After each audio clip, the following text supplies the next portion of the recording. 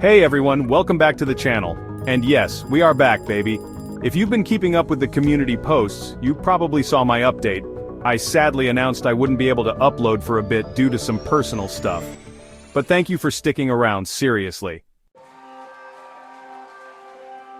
Now we're kicking things off strong with a topic I've been dying to talk about. Ben 10 video games. Remember when those games were fire? From transforming into aliens mid-combo to saving the world across galaxies? It used to be awesome. But somewhere along the way, things went sideways. So today we're breaking down the rise and fall of the Ben 10 games, and figuring out what made them so good, and why they kinda suck now. Let's rewind to 2007. Ben 10 Protector of Earth drops. And if you were a fan of the show back then, this game felt like a dream come true. You played as Ben, unlocked different aliens as you progressed, each with their own powers and movesets. Heat Blast, Forearms, XLR8, you name it. And the gameplay? Simple, satisfying beat-em-up mixed with puzzles, transformations, and boss fights. It wasn't trying to be the next God of War, but it had charm. It respected the source material, had solid voice acting, and cool enemy designs, and you felt like you were playing an episode of the show. And the best part? The success didn't stop there.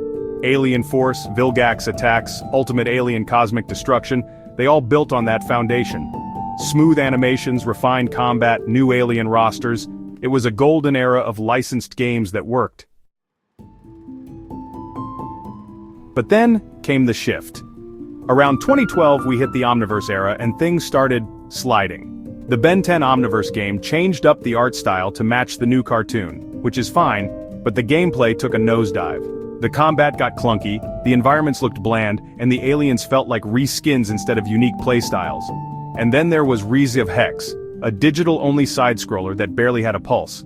Like, no voice acting, repetitive platforming, generic enemies, it felt rushed, disposable. And that was the vibe from then on. These games stopped feeling like passion projects and started feeling like contracts. There was no innovation, no polish, just, hey, there's a new season of the show, slap a game on it. Fast forward to 2017, Cartoon Network rebooted the entire series. New art, younger Ben, new tone, and of course, a new game. It was called Ben 10, that's it. No subtitle, no warning. And to be honest, it looked alright.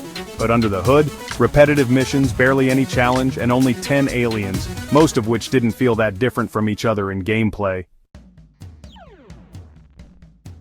Then came Ben 10 Power Trip, an open-world game that honestly had big potential. You could explore freely, fight enemies, and even play co-op, which sounds awesome, right? But, yeah, it was so rough. The world just felt empty, the controls weren't tight, and it was loaded with bugs.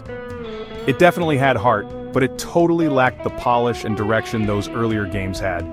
It felt like it really wanted to be something more, but just didn't have the budget or time to get there.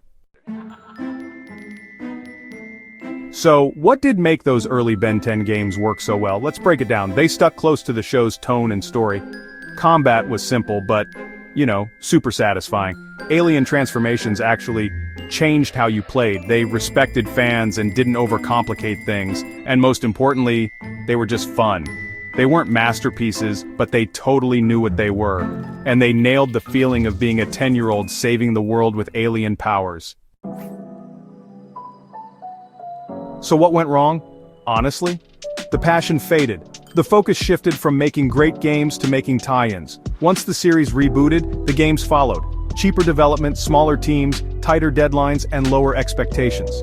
We also saw the rise of mobile games and streaming content, so publishers didn't think kids needed console games as much, and unfortunately, licensed games across the board got hit with that same mindset, lower budget, faster turnaround, just get it out the door. Here's the thing though. I still think Ben 10 has serious gaming potential. Imagine a new game where you start with just a few aliens and unlock more across planets, using each one for puzzles, combat, and exploration. Like a Metroidvania mixed with Ratchet and Clank. There's still a huge fan base, and we've seen games like Spider-Man and TMNT Shredder's Revenge prove that licensed games can come back swinging if done right. People are out here begging for remakes of Protector of Earth and Cosmic Destruction. The love hasn't gone anywhere. So hey, game devs, publishers, whoever's listening, Bring back Ben 10 the right way, and we'll show up. Day 1. Alright, that's it for today's video. Again, thank you for the patience while I was away.